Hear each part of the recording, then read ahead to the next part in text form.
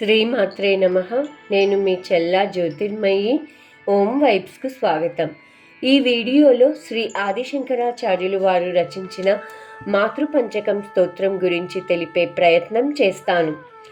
కేరళ రాష్ట్రంలో కాలడి గ్రామంలో శ్రీ శివగురు ఆర్యాంబాల కుమారుడు శ్రీ ఆదిశంకరాచార్యులు. శంకరాచార్యుల వారి చిన్న వయసులోనే తండ్రి మరణించగా శ్రీ ఆర్యాంబ ఎంతో ప్రేమతో పెంచింది. భక్తితో కూడిన సంస్కారాలను నేర్పించింది. ఆ భక్తితోనే శ్రీ ఆదిశంకరాచార్యులు సన్యాసం తీసుకోవాలని నిర్ణయించుకున్నారు.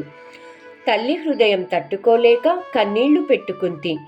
కానీ ఆదిశంకరాచార్యులు మృదువుగా తన తల్లిని ఒప్పిస్తూ ఈ విధంగా పలికాడు. అమ్మా, నీ చివరి సమయంలో నేను తప్పకుండా నీ దగ్గరకు వస్తాను అని మాట ఇచ్చి సన్యాసిగా మారుతాడు.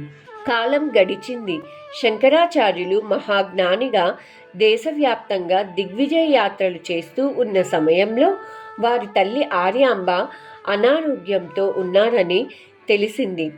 అప్పుడే తల్లికి ఇచ్చిన మాటను గుర్తు చేసుకొని వెంటనే కేరళలోని కాలడి గ్రామానికి వచ్చారు. అవి తన తల్లి చివరి క్షణాలు అని గ్రహించి తన తల్లి మరణ భయంతో కృంగిపోతున్నప్పుడు శ్రీ ఆదిశంకరాచార్యులు ఆమెకు ఆత్మస్వరూపాన్ని బోధిస్తారు. నీవు ఈ శరీరం కాదు, నిత్యమైన ఆత్మవు అనే భావాన్ని వివరించి జనన మరణ భయాన్ని తొలగేలా చేస్తారు. ఈ బోధ వలన ఆమె మనసు ప్రశాంతమై ఆ స్థితిలోనే శంకరాచార్యుల సమక్షంలో ఆమె శాంతిగా ప్రాణాలు విడుస్తుంది. శ్రీ ఆదిశంకరాచార్యులు సన్యాసిగా ఉండడం చేత తన తల్లికి అంత్యక్రియలు చేయకూడదని సమాజంలో కొంతమంది వ్యతిరేకిస్తారు. కానీ నియమాల కన్నా విలువలకు ప్రాధాన్యత ఇస్తూ తల్లి పట్ల ఉన్న కృతజ్ఞతను మరవకుండా మాతృధర్మాన్ని ఆచరించారు.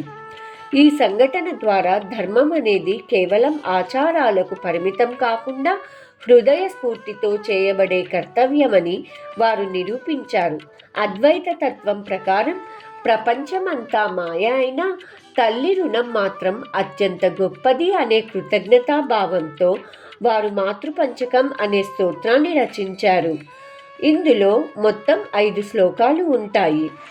ఈ స్తోత్రంలో శంకరాచార్యులు ముందుగా తల్లి గర్భాధారణలో అనుభవించిన కష్టాలను, తరువాత పిల్లలను పెంచడంలో పడిన శ్రమను గుర్తు చేస్తారు. తల్లి తన సుఖాలను పక్కన పెట్టి పిల్లల కోసం నిద్రపోకుండా, ఆకలి దాహాలను పట్టించుకోకుండా చూసుకోవడం వంటి విషయాలు వివరించబడతాయి. తరువాత తల్లి ప్రేమలో ఎలాంటి స్వార్థం ఉండదు. పిల్లలు తప్పులు చేసినా క్షమించి ప్రేమతోనే మార్గం చూపుతుంది. తల్లి తన జీవితాన్ని పిల్లల కోసం అర్పించే మహోత్తరమైన వ్యక్తిత్వాన్ని ఈ శ్లోకాలు స్పష్టంగా తెలియజేస్తాయి. చివరగా తల్లి చేసిన ఉపకారాన్ని ఎప్పటికీ తీర్చలేమని, మనం చేసే మాతృసేవ ఎంత ఉన్నా అది సరిపోదని వారు ఈ స్తోత్రం ద్వారా లోకానికి తెలియజేశారు. ఇంతటి మహోత్తరమైన స్తోత్రాన్ని ఆదిశంకరాచార్యులు లోకానికి తెలియజేసినందుకు మన హృదయపూర్వక వందనాలు. ఇంతటితో ఆదిశంకరాచార్యులు రచించిన మాతృపంచక వివరణ సంపూర్ణం. సర్వే జన సుఖినో భవంతు. మరొక వీడియోలో మరొక కథనం గురించి తెలిపే ప్రయత్నం చేస్తాను. అందరికీ శుభం జరగాలని కోరుకుంటూ మీ చెల్లా జ్యోతిర్మయి.